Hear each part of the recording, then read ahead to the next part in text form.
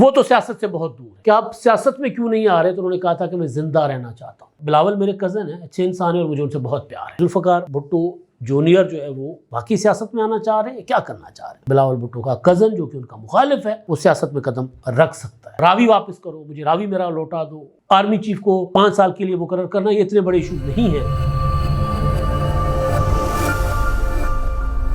السلام علیکم، میں امداد سمرو۔ چند انتہائی اہم ڈیولپمنٹس ہیں جو آپ کے سامنے رکھنی ہیں۔ ایک تو ذوالفقار علی بھٹو جونیئر کے متعلق، بلاول بھٹو زرداری کے کزن، میر مرتضیٰ کے صاحبزادے اور بھٹو شہید کے پوتے بینظیر بھٹو کے بھتیجے متحرک ہو گئے ہیں۔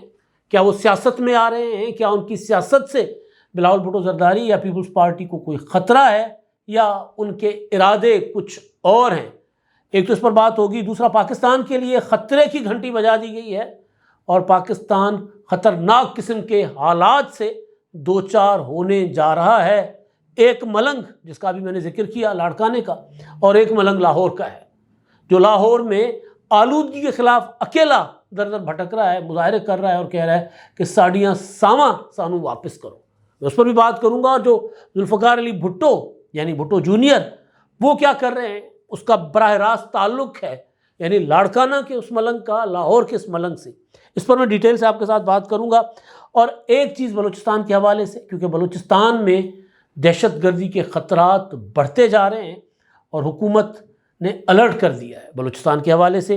اور پی ٹی آئی کی نکی جی کی کہتے ہیں 2 نمبری، نکی جی 2 نمبری، وہ کیا ہے اس پر بھی بات کریں گے۔ تو آغاز میں کر لیتا ہوں ذوالفقار علی بھٹو جونیئر سے۔ ذوالفقار علی بھٹو میر مرتضیٰ شہید اور ان کی اہلیہ گنوا بھٹو جو لبنانی ہیں، دمشق میں آج کل، ان کے صاحبزادے ہیں۔ ان کی بڑی بہن جو مرتضیٰ بھٹو کی افغانی جو اہلیہ تھیں، جن کو بعد میں انہوں نے طلاق دے دی تھی، فاطمہ بھٹو، وہ سیاست سے دور ہیں، وہ لٹریری قسم کی خاتون ہیں۔ ریسنٹلی ان کو اپنا بیٹا بھی ہوا تھا، تو انہوں نے شادی کی باہر، اور وہ کم ہوتی ہیں یہاں پر کراچی، لاڑکانہ یا پاکستان میں، باہر ہی رہتی ہیں اور پڑھنے لکھنے سے ان کا تعلق ہے۔ وہ تو سیاست سے بہت دور ہے۔ مرتضیٰ بھٹو کے صاحبزادے ذوالفقار بھٹو، کیونکہ بھٹو جاگیر ایک بہت بڑی جاگیر ہے، ہزاروں ایکڑوں پر باغات ہیں، بیلیں ہیں، جنگلات ہیں، بہت کچھ ہے ان کے پاس۔ تو ظاہر ہے بھٹو کے وارث، ایک تو جو موروثیت یعنی میں جائیداد کے حوالے سے کہہ رہا ہوں، تو ذوالفقار علی بھٹو جونیئر۔ دوسرا شاہنواز بھٹو جو ان کے چچا، وہ بھی مار دیے گئے تھے فرانس میں، تو ان کی صاحبزادی بھی ہیں سسی، وہ بھی باہر ہوتی ہیں۔ تو وہ ظاہر اپنے باپ کے حصے کی وارث۔ لیکن مردوں میں سے بھٹو خاندان جو ہے، وہ جو بھٹو خاندان کی لڑی ہے، اس میں سے ذوالفقار علی بھٹو جونیئر وہاں پر ہیں، اور وہ کافی متحرک ہیں۔ ایسا نہیں ہے کہ گمنام زندگی گزار رہے ہیں۔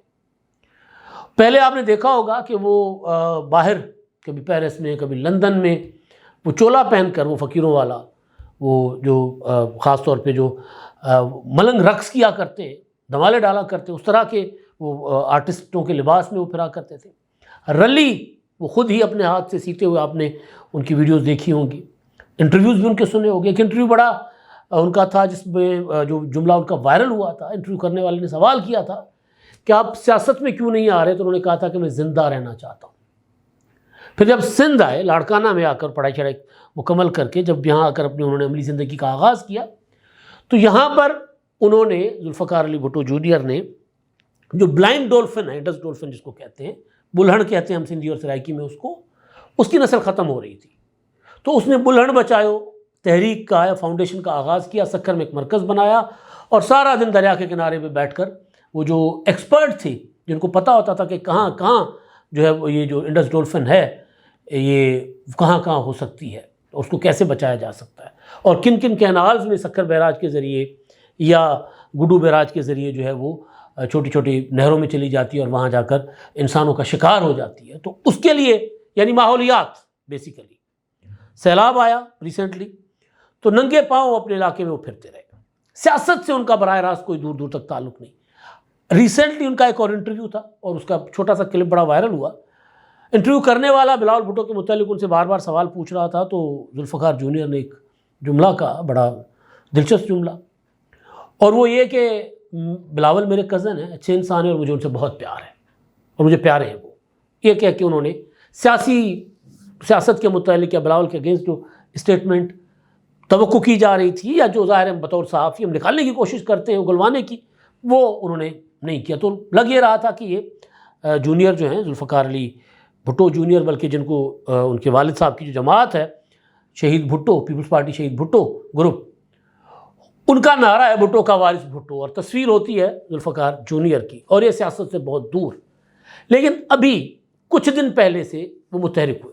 گزشتہ ہفتے ستر کلفٹن جو ان کا آبائی گھر ہے، بڑا خوبصورت جگہ پر ہے، وہاں پر بالکل وہاں جہاں ان کے والد صاحب کو جہاں مارا گیا تھا، پولیس مقابلے میں شہید کیا گیا تھا، تو وہاں پر انہوں نے پارٹی کے رہنماؤں سے، یعنی غنوا کے متعلق ہے کہ وہ دمشق چلی گئی ہوئی ہیں اور کبھی کبھی آتی ہیں، تو وہاں پر انہوں نے پارٹی کے جو یعنی اپنے والد کے کچھ پرانے ساتھیوں سے، پارٹی کے کچھ جو اسٹوڈنٹ سے، باقی ایکٹیوسٹ سے ملاقاتیں کی، اور اس کے بعد انہوں نے ستر کلفٹن سے نکلے حیدرآباد، وہاں پر تعزیتیں کی پارٹی کے لوگوں سے، شہید بھٹو کے لوگوں سے.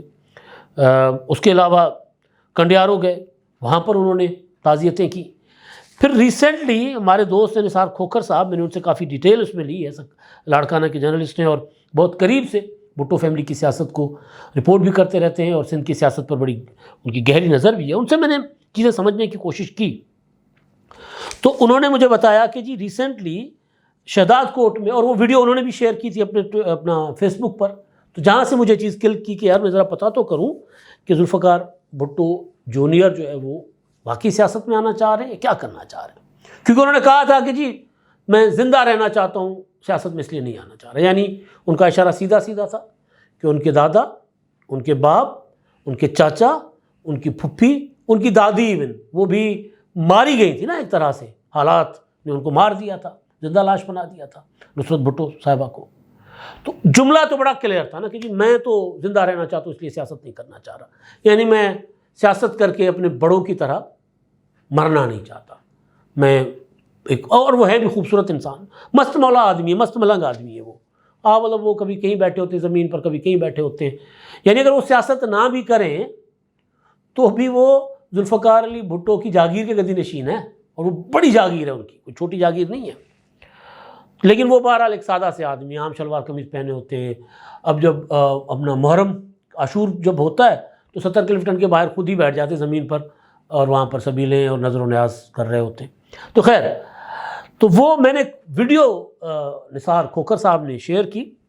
آج کل سندھ میں ایک تحریک جو ہے وہ اٹھ رہی ہے، وہ ہے جو چولستان کو آباد کرنے کے لیے کچھ کینالز ڈیزائن کیے گئے ہیں، تو اس کے خلاف جس طرح ماضی میں گریٹر تھل کینال کے خلاف تحریک چلی، کالا باغ ڈیم کے خلاف تحریک چلی، اسی طرح سندھ کی مختلف آرگنائزیشنز، تنظیمیں، یہاں تک کہ پیپلز پارٹی کی حکومت بھی ان کی مخالفت کر رہی ہے. تو اس کے لیے ایک پروٹیسٹ تھا. ایک پروٹیسٹ عوامی ورکرز پارٹی کا تھا، تو ذوالفقار جونیئر اس میں شریک ہوئے. ایک پروٹیسٹ شہداد کوٹ میں تھا، اور وہاں پر یہ خود گئے، خطاب کیا، اور ان کے پارٹی کے پرچم، یعنی شہید بھٹو، وہی پرچم تو یہی ہے پیپلز پارٹی والا 3 رنگوں کا، لیکن شہید بھٹو گروپ کے کارکن تھے، وہ جھنڈے لے کر آئے اور وہاں پر انہوں نے خطاب کیا. اور خطاب میں انہوں نے کہا کہ جی میں تو دریا بچانے کے لیے نکلا ہوں. تحریک کا نام ہی ہے سندھو بچاؤ، سندھو دریا بچاؤ، تو میں تو اس کے لیے نکلا ہوں. لیکن بہرحال ان کی تقریر تھی، انداز سیاسی تھا. اختتام اور آغاز انہوں نے اپنے جیو بھٹو سے نہیں کیا جو کہ پیپلز پارٹی والے یا بھٹو خاندان والے کرتے ہیں. آغاز انہوں نے کیا جیے سندھو ماتا، یعنی دریائے سندھ کے حوالے سے انہوں نے کہا. اختتام جو تھا، اختتام تقریر کا وہاں کیا. انہوں نے کہا کہ جب ہم نے اگر سندھو نہیں بچا سکیں گے تو ہماری تہذیب ختم ہو جائے گی، ہم ختم ہو جائیں گے. تو میں اس تحریک کے لیے آگے آیا ہوں. لیکن اب جب بندہ ایک بار قدم رکھتا ہے باہر، چاہے وہ کسی بھی نام سے، اور پھر اتنے بڑے خاندان سے ہو اور فالوئنگ بھی ہو، اور لوگ بھی چاہتے ہوں، علاقے کے لوگ بھی چاہتے ہوں کہ جی وہ سیاست میں آئیں، کیونکہ ان کا اٹھنا بیٹھنا بہت زیادہ ہے لوگوں کے ساتھ. وہاں پر بلاول بھٹو کا بھی ہے، لیکن یہ کیونکہ رہتے ہی ادھر ہے، سال کے زیادہ عرصہ تو ادھر رہتے، یا ستر کلفٹن رہتے کراچی میں. اور انہوں نے المرتضیٰ کو دوبارہ آباد کر دیا جو ان کے حصے میں آیا تھا. نوڈیرو ہاؤس بے نظیر بھٹو کے حصے میں آیا تھا، اور المرتضیٰ لاڑکانہ جو ہے وہ مرتضیٰ بھٹو کے حصے میں آیا تھا جب تقسیم ہوئی تھی جائیداد کی. وہاں پر وہ وہیں بیٹھتے ہیں جہاں بھٹو شہید بیٹھا کرتے تھے، یا شاہ نواز بھٹو جو ان کے پردادا بیٹھا کرتے تھے، یا ان کے والد یا محترمہ بینظیر بھٹو شہید جب تقسیم نہیں ہوئی تھی ان کی پراپرٹیز کی، تو وہاں بیٹھتے ہیں۔ اب سوال یہ ہے کہ کیا وہ سیاست میں آئیں گے؟ تو مجھے ان کے طور اتوار سے نہیں لگ رہا کہ وہ فوری طور پر کوئی سیاست میں ان کا آنے کا ارادہ ہے۔ حالات ان کو اس طرف دھکیل ضرور رہے ہیں، لیکن فی الحال وہ کیونکہ ماحولیات کے اوپر کام کر رہے ہیں، ایون بلاول بھٹو زرداری کا بھی ماحولیات پر بڑا اچھا کام ہے۔ بطور وزیر خارجہ 2022 کے سیلاب کے بعد وہ جس طرح پاکستان پر یہ جو کلائمیٹ چینج کے اثرات تھے اس کو جس طرح انہوں نے اجاگر کیا تھا، وہ بھی ان کا ایک کارنامہ تھا۔ لیکن یہ جو جونیئر ہے گراؤنڈ پہ ہوتا ہے، دریائے سندھ کے کنارے پہ، لاڑکانہ کے کچے میں، سکھر کے کچے میں، وہ جو کیٹیز کہلاتی ہیں وہاں پھر رہا ہوتا ہے، اور وہاں پہ مطلب لوکل لوگوں کے ساتھ ملنا جلنا، اٹھنا بیٹھنا۔ تو ماحولیات کو بچانے وہ میدان میں نکلا ہے۔ آگے چل کر وہ سیاست بھی کر سکتا ہے۔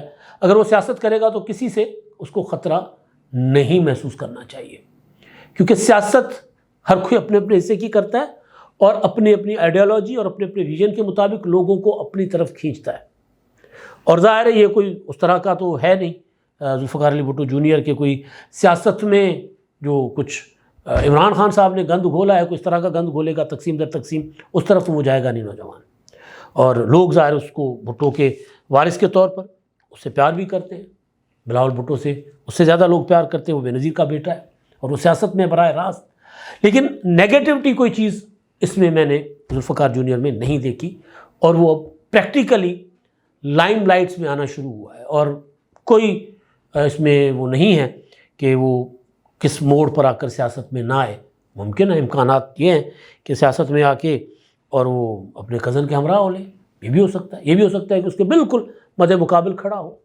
میں نے پتہ کیا نثار کھوکھر صاحب سے کہ یار دیکھیں وہاں پر کیونکہ سیاست بڑی بہرم چیز ہوتی ہے، تو بھٹو جاگیر یعنی جو اس کے پاس جو حصہ ذوالفقار علی بھٹو کے پاس ہے اپنے باپ اور دادا کا، اس میں کہیں کوئی سرکاری طور پر کوئی انتظامی ہرڈلز، پانی بند کر دینا، ان کے جو ہوتے ہیں کمدار یعنی وہ مینیجرز وغیرہ، ان کے جو ہاری، ان کے اوپر مقدمات کرنا، ان کے گاؤں پہ چڑھائیاں کرنا پولیس کی، کوئی اس طرح کی، تو انہوں نے کہا نہیں، وہ بالکل بھی ایسا کچھ بھی نہیں ان کے ساتھ، یعنی کوئی ایسا نہیں ہے کہ کوئی وہ مخالف وہاں پر خاندان، یعنی غنوہ بھٹو تو ظاہر ہے کھل کر پیپلز پارٹی کی، بلاول بھٹو زرداری کی، صدر زرداری صاحب کی مخالفت کرتی رہی ہیں، تو انہوں نے کہا ایسا کچھ بھی نہیں ہے۔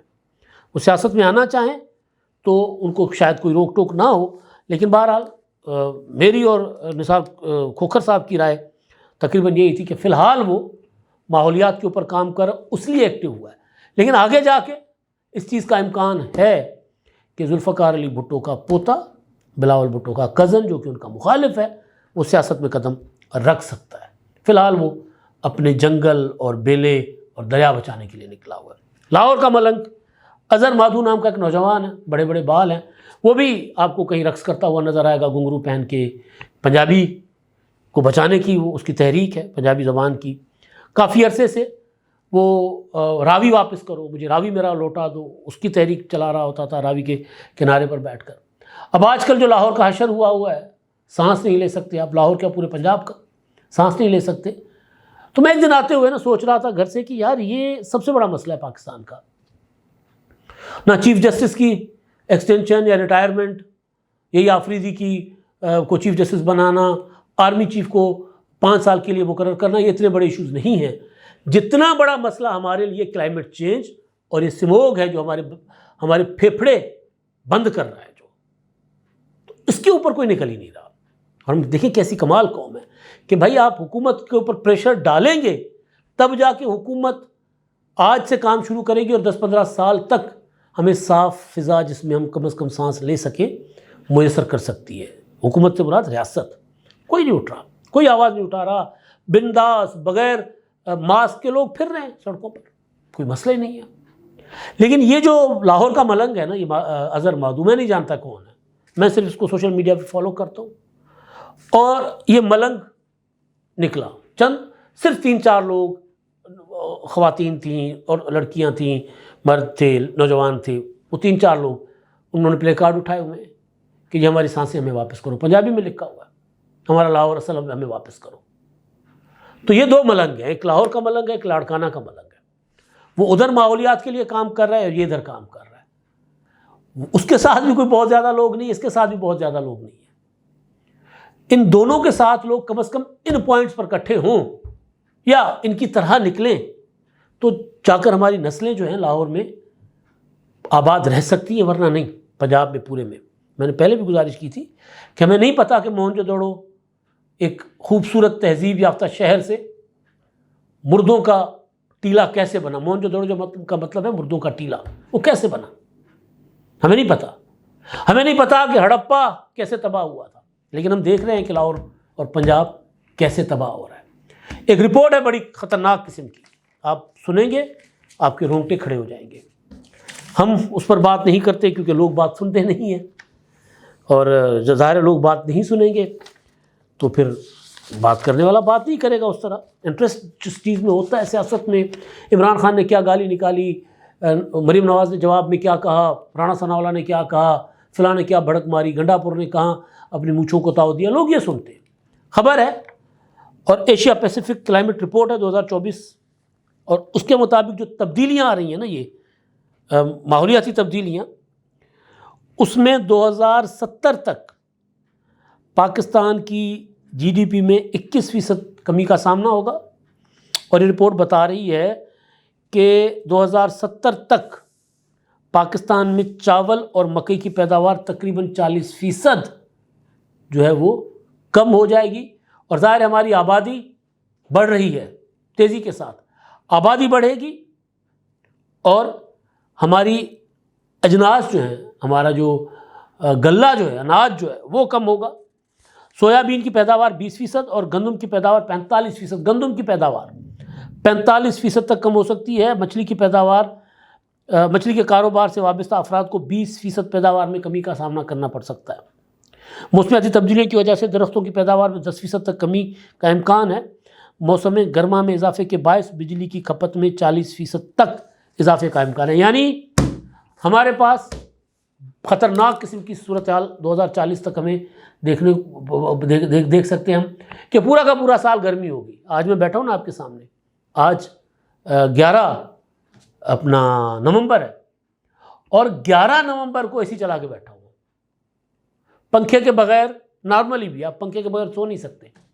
شدید سردیاں ہوتی تھیں، خوبصورت قسم کی دھند ہوا کرتی تھی جب میں لاہور میں آیا تھا، اور وہ دھند ہم سانسیں لے لے کے وہ دھند کھینچتے تھے، اور اتنی مطلب ایک ہوتا نا تازگی کا احساس ہوتا تھا.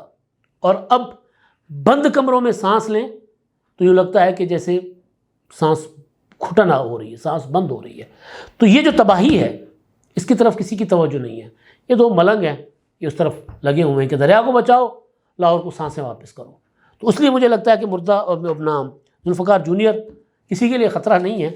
وہ خوبصورت انسان ہے، درویش انسان ہے، اور وہ اگر سیاست میں آیا بھی تو فائدہ ہی ہوگا اس کا، کسی کو اس سے خطرہ نہیں ہوگا. نکی جی میں نے کہا تھا کہ جی ایک پی ٹی آئی کی 2 نمبری.